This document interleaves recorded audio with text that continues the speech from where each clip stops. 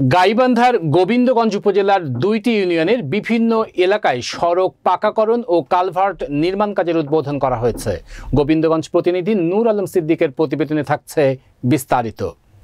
শনিবার সকাল থেকে দিনভর উপজেলার গোমানীগঞ্জ ও সাপমারা ইউনিয়নে ৬টি উন্নয়নমূলক প্রকল্পের ভিত্তিপ্রস্তর স্থাপন করেন গাইবান্ধা ৪ আসনের সংসদ সদস্য অধ্যক্ষ আবুল কালাম আজাদ।